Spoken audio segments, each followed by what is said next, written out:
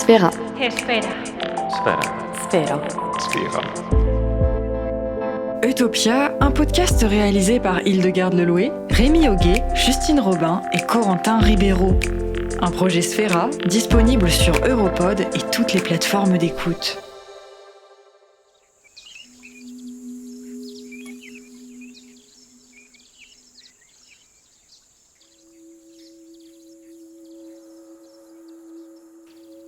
Bonjour à tous, ici Hildegarde. Je vous souhaite la bienvenue dans Utopia, notre podcast qui interroge la notion d'autosuffisance à l'échelle de l'Europe. Pendant 3 mois, notre équipe a sillonné le vieux continent à la recherche de communautés autonomes. Nous avons tendu le micro à celles et ceux qui choisissent de repenser leur rapport à l'habitat, l'alimentation, l'énergie, mais aussi l'économie, la politique et la culture pour construire des sociétés plus résilientes. L'enjeu, déterminer si la vie en autonomie relève ou non d'une utopie. Pour ce premier épisode, commençons par une question. Qu'est-ce que cela signifie pour vous, habiter ? Pour certains, ce sera vivre dans une maison ou un appartement, un espace où on accomplit des besoins sommaires, manger, dormir et dévorer des séries Netflix. Mais pour d'autres, avoir une chambre à soi, c'est bien plus politique, surtout quand la chambre en question se situe dans un habitat partagé. Pour ce premier volet de notre odyssée sonore, nous allons nous intéresser à la base, la structure même d'un éco-village sans laquelle rien ne serait possible, l'habitat. Car avant d'être un concept politique ou une structure économique, une communauté autonome, c'est avant tout un ancrage géographique, un lieu précis, plus ou moins vaste, plus ou moins rural, dans lequel des individus font le choix de redéfinir la notion de vivre ensemble. Qu'ils érigent un logis à partir de leur imagination, de constructions existantes ou même de ruines, les créateurs de communautés autonomes nous invitent à repenser notre rapport au logement. Mais alors, avec quels outils, avec quelles méthodes construit-on sa propre utopie ? Comment choisit-on l'endroit où élaborer le prototype d'une vie nouvelle ? En quoi les matériaux utilisés participent-ils à cette relation si particulière entre l'humain et le bâti ? Quel rapport entretient-on avec ces murs qui abritent notre personne physique, mais aussi la grande aventure de nos quotidiens, l'intimité de nos songes ? Pour en savoir plus, nous avons traversé les paysages enneigés de Hongrie jusqu'à Biofalu Maria Alom, un éco-village situé à 2 heures de Budapest. Fondée par un personnage sans pareil du nom de Géza Lakatos, il y a une 20aine d'années, cette communauté d'une 10aine de personnes nous a ouvert ses portes, mais aussi plusieurs fenêtres de réflexion sur le concept d'habitat.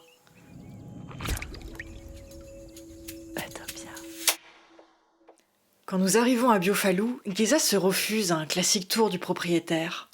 Pour lui, un lieu, ça se vit plutôt que ça ne s'explique. Notre découverte prend alors des airs de rite initiatique. Nous perdons nos pas dans la maison d'hôte et ses enfilades de corridors. Une demeure gigantesque, aux allures de labyrinthe, pouvant accueillir jusqu'à une 60aine de visiteurs.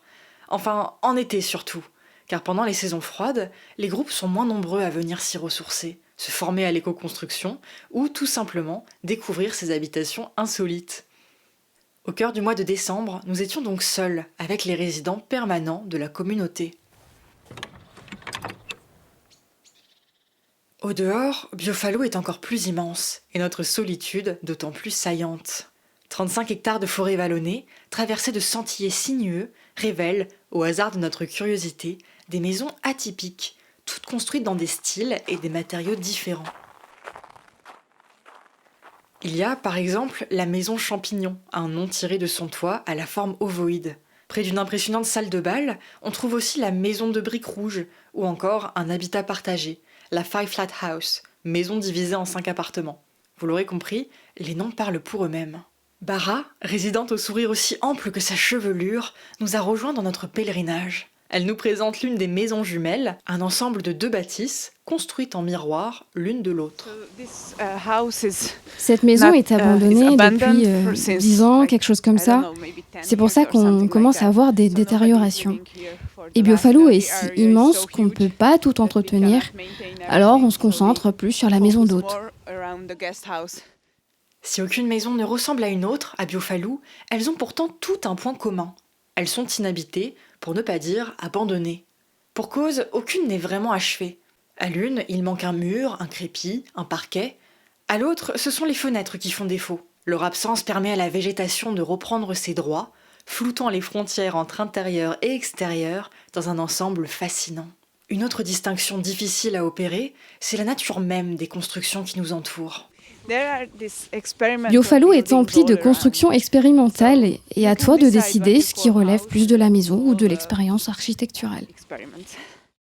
Entre les maisons dégradées par le temps après avoir été abandonnées et les constructions jamais abouties, il est difficile d'y voir clair. Une confusion qu'entretient l'apparence décousue du lieu, qui a des airs de chantier permanent. Cadres de fenêtres, vitres brisées, palettes de bois couvertes de mousse, un joyeux capharnaüm, jonché de cajots et de tuyaux morcelés, rutille le long du sentier. Pour Bara, ces matériaux épars ne sont pas des déchets, mais les joyaux d'une chasse au trésor pour qui s'intéresse à l'éco-construction.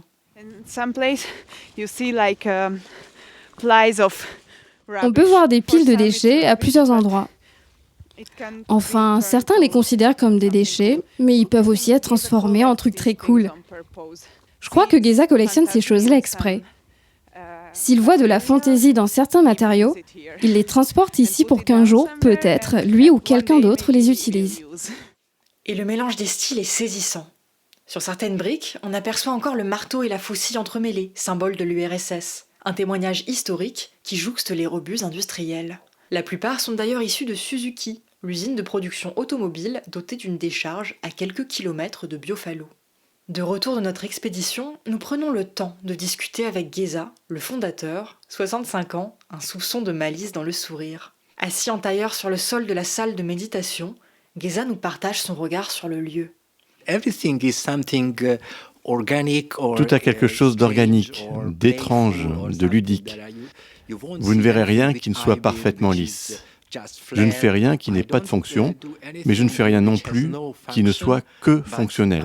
Aucune de ces maisons ne me concerne vraiment. Je n'ai ressenti de satisfaction totale avec aucune de ces maisons, à part le processus de création. Et c'est ça qui est beau.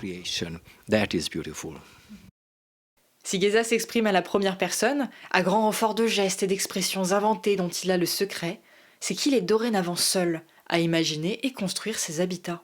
Intrigués par ces constructions non achevées qui jalonnent la communauté, nous avons cherché à en savoir plus sur l'aspect technique de ces éco-constructions. Comment sont-elles créées? Avec quels outils?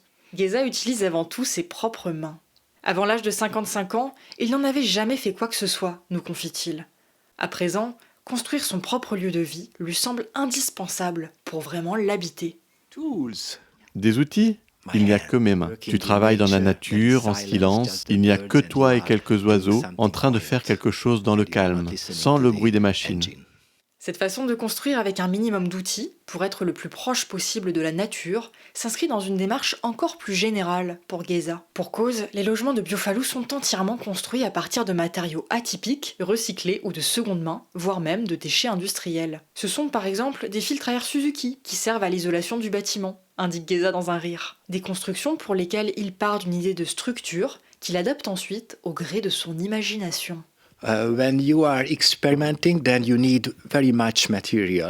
Quand tu expérimentes, tu as besoin de beaucoup de matériaux. Parce que tu commences quelque chose, mais sans savoir comment tu vas procéder pour finir. Tu ne peux pas acheter tous les matériaux nécessaires au préalable, parce que tu ne sais pas quel type de fenêtre sera utilisé, ou parce que tu n'as encore jamais construit ce type de bâtiment. C'est la raison pour laquelle je collecte autant de matériaux. Ce que j'achète, c'est plus des matériaux de récupération, de seconde main, ou qui sont bon marché, parce que normalement, ils ne sont pas utilisés en construction. S'il s'autorise ainsi à redonner une nouvelle vie à des matériaux polluants, comme le métal et le plastique, les matières premières naturelles demeurent sa priorité. La preuve, Geza fait lui-même pousser le bois qu'il utilise. En 20 ans, il a planté plus de 40 000 arbres sur les vallées de Biofalo. Alors, dans son atelier, il utilise toute une variété de matériaux naturels. J'utilise du bois, de la paille, de l'argile pour les maisons, parce que c'est local et parce que tu n'as pas besoin d'être très habile avec. Tu n'as pas non plus besoin de chercher la symétrie à tout prix. Personne ne va vérifier si tu utilises le bois et l'argile appropriés ou si tu l'as fait avec minutie. Tout le monde s'en fiche, parce que la beauté de ces projets, c'est leur absence de précision. Mais ce choix d'utiliser des matériaux locaux, naturels ou de récupération ne répond pas qu'à une volonté écologique, nous dit Geza.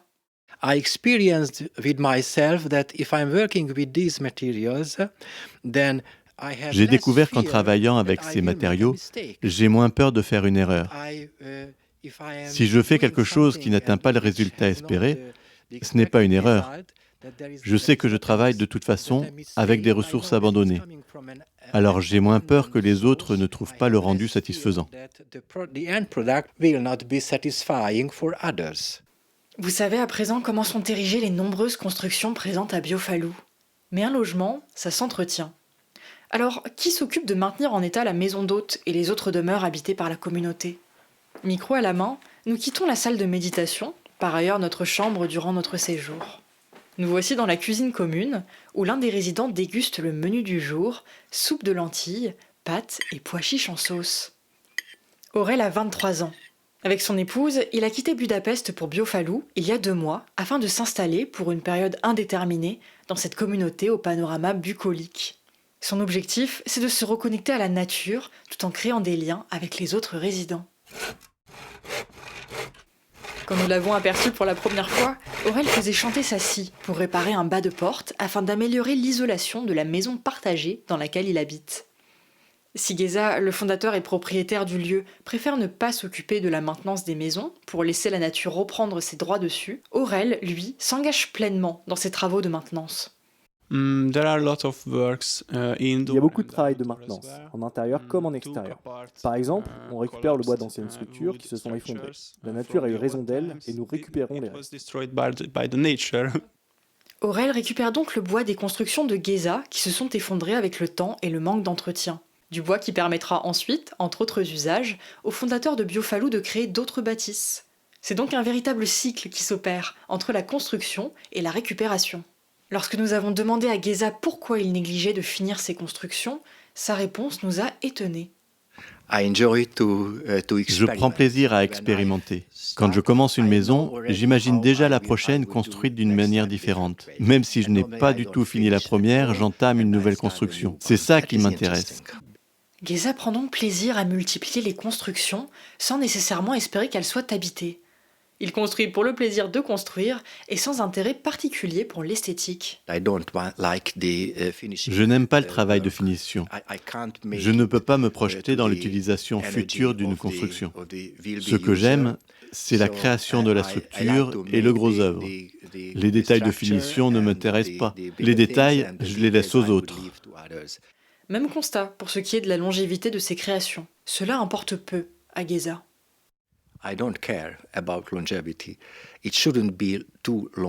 Je n'ai que faire de la longévité d'une maison. L'important, c'est qu'elle ne soit pas trop longue à construire.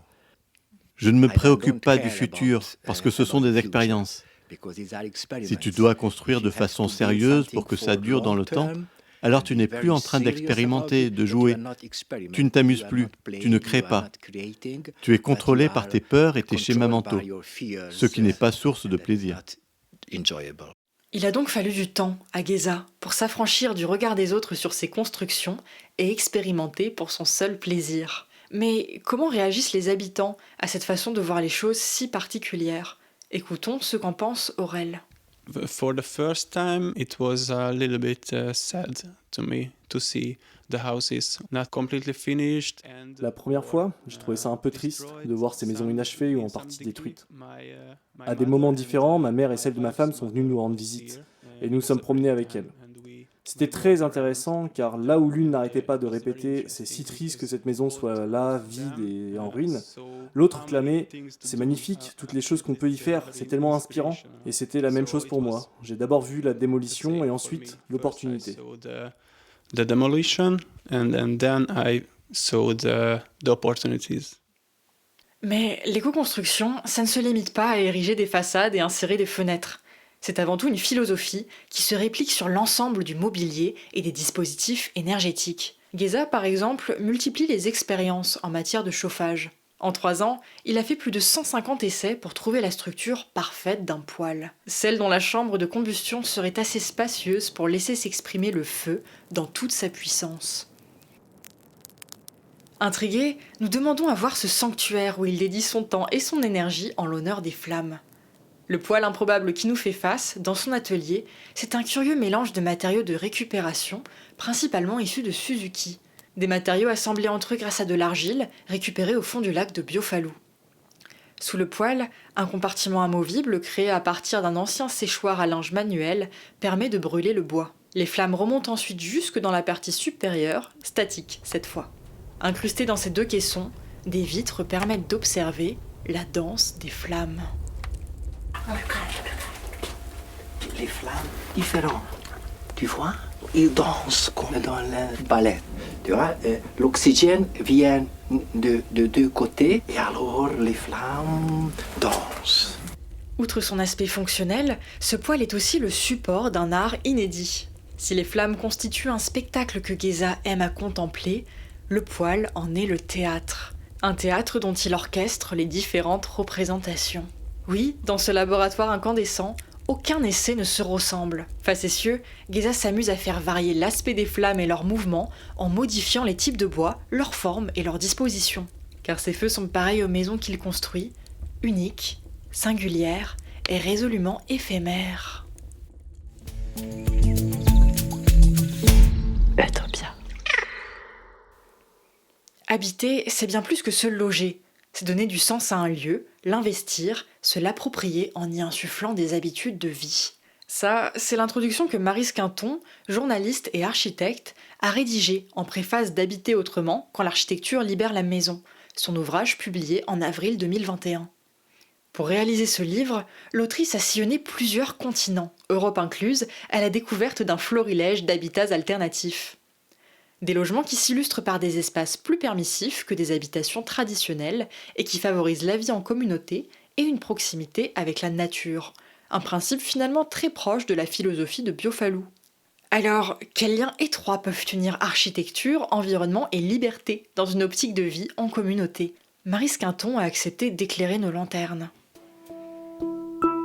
Alors Maryse, à Biofalou Maria à l'Homme, l'éco-village hongrois que nous avons visité, on trouve plusieurs pièces, voire même des constructions entières sans fonction clairement assignée. On a pu, par exemple, méditer, manger et dormir dans la même pièce. Cette notion d'espace de vie plus permissif, c'est un concept que vous avez beaucoup étudié, non ?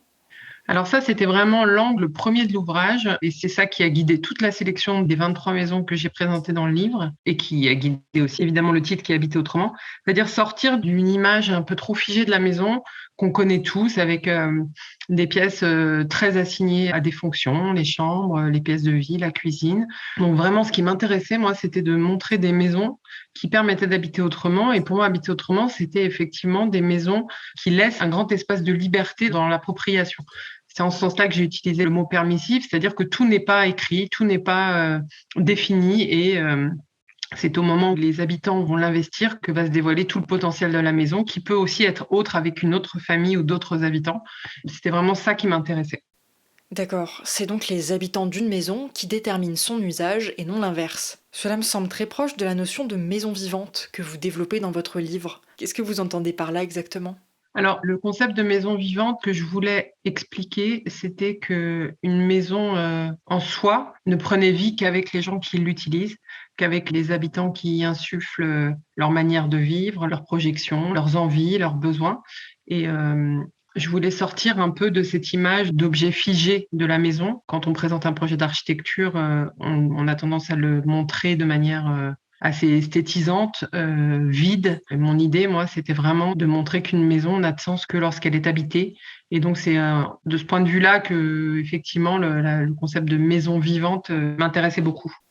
Et ces maisons vivantes, elles ne sont pas seulement plus permissives en termes d'espace. Elles permettent aussi de repenser la norme du logement individuel. Alors, quel modèle d'organisation collective est-ce que vous avez documenté, en Europe en particulier ? Effectivement, j'ai vraiment privilégié des maisons où il y avait un degré de vie collective qui était vraiment à géométrie variable. Et dans les maisons conçues de manière un peu plus traditionnelle, on a souvent l'espace de l'intime, les chambres, l'espace de la vie collective, les pièces de vie. Et il me semble qu'entre ces deux extrêmes, il peut y avoir tout un tas d'espaces un peu plus subtils dans leur rapport à la collectivité, à la vie collective ou à l'intimité. Et c'est vrai que dans le livre, il y a plusieurs maisons qui proposent ces espaces qui sont un peu flous en matière d'intimité ou de caractère public. On ne sait pas vraiment où on est. Dans la maison Ouvrée du collectif Encore, c'était une maison qui est née d'une vieille bâtisse existante sur laquelle ils ont décidé de toucher très peu de murs et de démolition et de vraiment préserver ce qui était déjà là. Et donc, on se retrouve avec une salle de bain qui fait 25 mètres carrés. Donc, comme elle est surdimensionnée, cette salle de bain, qui est le lieu de l'intime par excellence, devient une espèce de salon-salle de bain avec une bibliothèque à l'intérieur, finalement, un lieu de rencontre pour la vie de famille. Donc, je trouvais ça intéressant d'avoir effectivement ces espaces qui bousculent nos idées reçues en matière de pièces et de rapport à l'intimité. Ces maisons, elles permettent donc une proximité inédite entre ses habitants. Mais pas que. Elles offrent aussi la possibilité d'une relation quasi fusionnelle avec la nature. Je pense notamment à la cabane Anna des Pays-Bas, qui fait voler en éclats la séparation entre dedans et dehors, en permettant de s'affranchir du plafond et des murs, simplement en les faisant coulisser. Alors, quelles autres astuces architecturales permettent de casser les normes en matière de relation entre l'homme et son environnement ? Alors, je trouvais de mon expérience que la relation au paysage était souvent assez simple. On est souvent dans un rapport frontal au paysage, alors que, comme vous le soulignez avec l'exemple de la cabine Anna, ça peut aussi passer par le ciel. Donc, il y a plusieurs maisons qui questionnent justement ce rapport à l'extérieur en lui donnant une dimension supplémentaire, vraiment avec l'épaisseur, avec le climat aussi, puisque il y a plusieurs maisons qui proposent des espaces qui sont ni dehors ni dedans, des espaces semi-extérieurs ou semi-intérieurs, chauffés, non chauffés. Je trouvais qu'il était assez intéressant de montrer que le rapport à l'extérieur peut être quand même plus complexe et donc plus intéressant que ce qu'on a l'habitude de voir. Il ne suffit pas juste d'ouvrir une fenêtre pour être à l'extérieur, ça peut être plus compliqué que ça et surtout propice à des nouvelles situations très intéressantes et à un rapport au climat qui est dans nos sociétés occidentales contemporaines assez simpliste, enfin, en tout cas en matière de climat. On est à l'intérieur, c'est chauffé, on est dehors, c'est pas chauffé, on a froid, on a chaud, ça peut être un peu plus compliqué que ça. Et alors du coup, est-ce qu'habiter un espace permissif, où la distinction entre dedans et dehors n'est pas très marquée, ça va influencer notre relation avec l'environnement ? Il y a une maison dans le livre, la maison Ouvrée du collectif Encore, où les animaux ont la possibilité de rentrer dans la maison. Les animaux, j'entends les oiseaux notamment, c'est une possibilité qui leur est offerte. Il y a beaucoup d'espace dedans-dehors, la végétation rentre aussi dans la maison. Je pense que quand on vit dans ce type d'environnement, on a forcément un rapport à l'environnement et en conséquence aux enjeux climatiques plus conscient. De ce que nous en avons vu, Biofalou cherche à trouver un équilibre entre l'homme et la nature en recourant à l'éco-construction. Et de votre côté, est-ce que vous constatez un regain d'intérêt pour les logements qui permettent de vivre en harmonie avec la nature ? La pandémie a montré que le rapport à l'extérieur était crucial et qu'il était quand même difficile de vivre sans espace extérieur. Donc, à la nature, je ne sais pas, parce qu'on est quand même beaucoup à vivre en ville, mais en tout cas, un rapport à l'extérieur et donc au climat et aux éléments, oui, je pense que clairement, c'est un désir partagé par tous. Et ces normes qu'il est possible de briser, est-ce que vous pensez qu'elles peuvent inspirer la vie en communauté, non plus à l'échelle de la cellule familiale, mais des éco-villages, par exemple ? Est-ce que ce sont des astuces qu'ils pourraient s'approprier ? Je pense qu'elles peuvent devenir assez universelles. On le voit quand même régulièrement maintenant dans les opérations de logement collectif. Il y a énormément quand même de projets aujourd'hui collectifs qui sortent avec une attention aux espaces partagés, ce qui n'était pas du tout le cas encore il y a 10 ans. Et en plus, on a plutôt des retours d'expérience assez positifs, même si c'est pas si simple. Avoir des espaces partagés, ça implique d'avoir des règles, de confronter les points de vue, que tout le monde se mette d'accord. Donc, ça pose question de la vie en société et c'est plutôt positif. Mais effectivement, cette question des espaces partagés peut tout à fait trouver son illustration dans plein de typologies différentes. Et justement, pourquoi avoir choisi de vous focaliser sur des habitats individuels dans votre ouvrage alors qu'ils présentent autant de modèles d'organisation collective ? Donc, sur ce livre, je me suis concentrée sur l'habitat individuel la forme de la maison parce que c'est un formidable laboratoire d'idées pour l'architecture depuis des décennies, même des siècles. Ça me semblait intéressant de constituer cette espèce de boîte à idées qui pourrait, à mon avis, trouver un écho dans le logement collectif parce que finalement, c'est un peu ça le défi aujourd'hui. Ce que je trouverais intéressant, c'est vraiment de pouvoir un peu faire exploser les codes du logement collectif. Il y a déjà pas mal d'architectes qui s'y intéressent, mais ça reste encore timide parce que même les architectes les plus intéressés par ces questions-là se heurtent à la frilosité des promoteurs immobiliers qui préfèrent rester dans leur modèle éprouvé et qui estiment être à peu près les seuls modèles valables. Or, je pense vraiment qu'il y a d'énormes progrès à faire en matière de logement collectif. Maryse Quinton nous a donc éclairé sur le lien entre l'architecture d'un logement et l'expérience que l'on en fait en l'habitant. Des propos en accord avec la philosophie de Guéza qui réfléchit la structure du bâti en fonction des besoins et des pratiques des humains qui y vivent. Cette dimension sociale de l'habitat est d'autant plus importante dans le contexte de la vie en communauté. C'est ce à quoi tu t'es intéressée, Justine, en tant qu'anthropologue de l'équipe. Dans ta chronique, tu nous expliques en quoi l'habitat est, en quelque sorte, le garant de l'identité collective d'un groupe. Et pour ça, tu nous emmènes en voyage en terre polaire. Oui, Hildegarde, je t'emmène avec moi au Nunavik, au nord du Canada, à la rencontre de ce peuple nommé les Inuits. Marcel Mauss, qu'on considère généralement comme le père de l'anthropologie française, s'est particulièrement intéressé à eux au début du XXe siècle. Dans son essai sur les variations saisonnières dans les sociétés esquimaux, il s'intéresse par exemple à leur morphologie sociale. Attends, c'est quoi la morphologie sociale ? C'est à la fois l'endroit que les sociétés choisissent pour s'établir, le volume et la densité de leur population, la manière dont elle est répartie. C'est aussi l'ensemble des choses qui servent de socle à la vie collective. Cela inclut les éléments techniques de construction, les voies de communication, les modalités d'usage des ressources naturelles. En bref, c'est le support matériel des sociétés. Et en quoi l'approche de Mauss sur la morphologie sociale est-elle novatrice ? Eh bien, pour Mauss, il est évident que la morphologie sociale joue un rôle prépondérant dans les explications sociologiques et les processus sociaux. Jusqu'ici, les scientifiques avaient une vision assez déterministe des sociétés, dans laquelle le climat ou le type de paysage influencerait le caractère des individus ou leur type d'organisation politique ou sociale.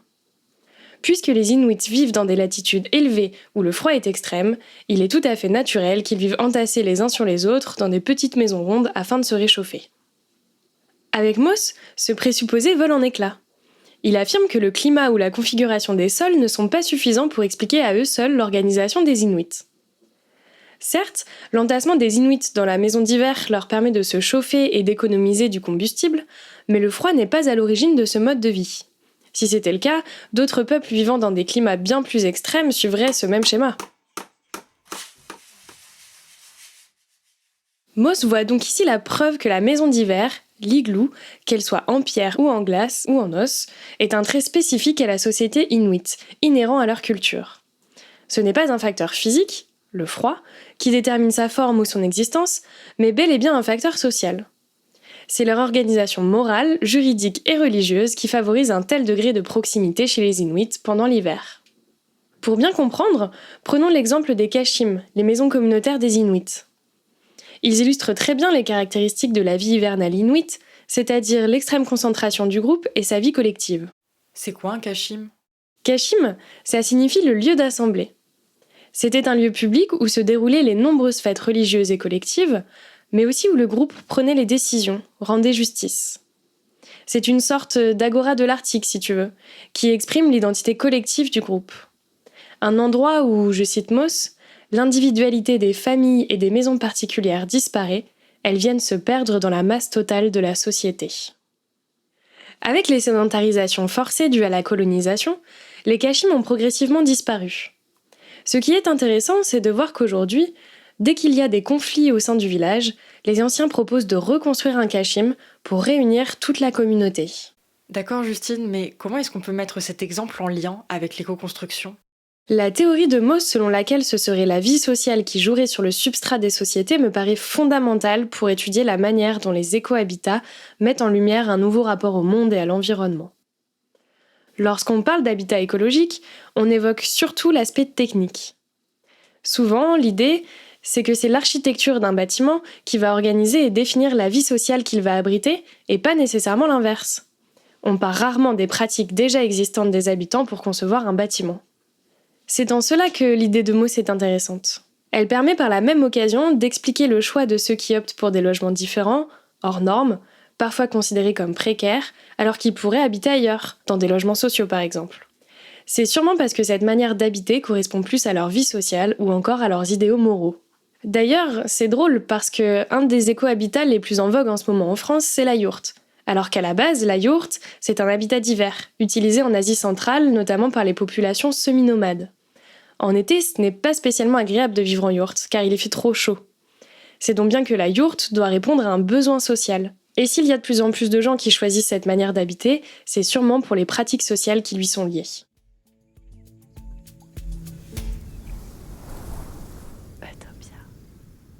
Dans ce reportage, nous avons confronté différents points de vue humains sur l'habitat. Mais que se passerait-il si on faisait l'inverse ? Qu'est-ce qu'une maison pourrait bien raconter des êtres qui l'habitent, de sa relation au temps et au vivant ? À défaut de pouvoir tendre notre micro à une architecture, Rémi, notre créateur sensoriel avide d'expériences inédites, va tenter de nous faire franchir un seuil d'un nouvel ordre en matière de rapport à l'habitat. Toi, humain, tends bien l'oreille, car je vais te conter l'histoire qui a mûri entre mes murs. J'ai pris forme entre les mains d'un homme habile, quand les saisons chaudes lui insufflaient la vigueur d'ériger de nouveaux empires depuis le foisonnement de son imaginaire. Avec la patience infinie de ceux qui créent au nom de la joie plutôt que du résultat, cet idéaliste a collecté, transformé et agencé les éléments alentours pour me donner vie. Ses mains, assurées et inspirées, ont façonné des murs de paille et d'argile. De même que vous arpentez le monde de vos yeux, je possédais de quoi fermer les miens, me calfeutrer, en marge des couleurs de l'univers. Des paupières de bois et de verre, fenêtres et portes, que mon créateur avait fabriquées à partir de matériaux d'une extraordinaire banalité, glanés ici et là. Mais, et c'était là sa signature, il s'est refusé à achever le toit.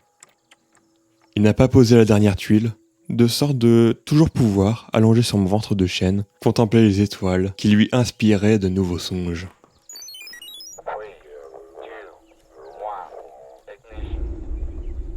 Et une nuit, il a invité une autre âme à contempler la voie lactée à ses côtés. Une nuit qui, peu à peu, s'est transformée en existence entière. J'ai aimé notre trio. Il prenait soin de moi, tandis que je faisais en sorte de les protéger du soleil et des avaries. Mais il y avait toujours cette interstice béante au coin de ma tête. Ce carré d'univers qui déversait pluie, orage et neige dans mes entrailles. Tout ça par la beauté d'une idée, celle de ne pas me fermer au monde extérieur. C'est l'arrivée d'un troisième humain qui força les deux précédents à procéder à quelques réparations. Plus léger sur mon plancher, mais également plus bruyant, il donnait du fil à retordre à mon isolation sommaire, dérangeant mes insomnies par ses sauts et ses jets d'objets incessants contre mes parois. À mesure qu'il gagnait en volume et en poids, ses gestes ont aussi gagné en portée. Une décennie plus tard, mes portes claquent plus que de raison. C'est l'âge des incompréhensions. Et il y a eu les anniversaires, les deuils, les premiers émois, la sérénité du quotidien, le bruit retentissant des fêtes et des catastrophes. À chaque événement, j'étais là, imperturbable témoin de leurs existences. Mais le temps a fait son œuvre. Ma carcasse a commencé à faiblir à mesure qu'une léthargie gagnait mes premiers hôtes. Une lente escalade des négligences, à mesure que mes escaliers leur devenaient de plus en plus inaccessibles. Et un jour, parce que les études, parce que les soins, parce que les circonstances, parce que la vie, tout simplement, ils sont partis, les uns à la suite des autres, réinventer leurs existences ailleurs. Enfin, j'étais seul, enfin libéré de cette cohabitation, tantôt heureuse, tantôt douloureuse. Je pouvais à nouveau exister sans intervention, dans la solitude paisible que l'âge fait convoiter. M'abandonner aux tempêtes, laisser le vent faire chavirer les tuiles mal fixées de ma tête, envoyer une invitation au ciel à venir me rendre visite. Peu à peu, décennie après décennie, je perds la force de tenir debout. C'est un soulagement. J'aspire au repos. Je veux me coucher.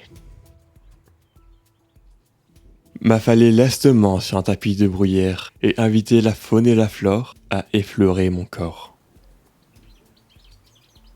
Ma chute est lente et apaisée. Mes piliers s'affaissent un à un pour me rendre à la nature, à ce tout duquel on m'a extrait et que je m'apprête à rejoindre. Une fusion qui s'opère à mesure que mon bois se décompose, nourrit les sols et sert de refuge à de petits animaux. La vie est partout. Les saisons passent et confirment cette symbiose. J'ai cru entendre, pendant ce long assoupissement, quelques promeneurs hagards me qualifier d'abandonné au détour d'une randonnée. Ils ne pouvaient pas se fourvoyer davantage. Ce serait comme plaindre un papillon de s'être délesté de sa chrysalide. Je ne me suis jamais sentie si vivante. C'est l'oreille emplie de poésie que je vous donne rendez-vous dans le prochain épisode consacré à la question de l'alimentation. On y parlera autonomie alimentaire, agriculture responsable et écoféminisme. Pour ce faire, vous nous accompagnerez en visite à la ZAD de Notre-Dame-des-Landes, ce territoire proche de Nantes où se mêlent revendications politiques et écologiques. Aux commandes de ce podcast, 4 doux rêveurs. Hildegarde-Leloué, Corentin Ribeiro, Justine Robin et Rémi Auguet. L'habillage sonore a été confectionné par Victor Dubin, artisan des ondes, membre de Poitcast, association de création et de transmission sonore à Poitiers et dans sa région. Kelly Gourdin, François Auguet et Ronan Bellé nous ont prêté leur voix pour le doublage. Il est maintenant temps de leur rendre. Et enfin, un remerciement spécial à Kelly Gourdin pour son aide et ses conseils précieux en matière de journalisme. Merci pour votre écoute et à très bientôt pour de nouvelles utopies. Utopia.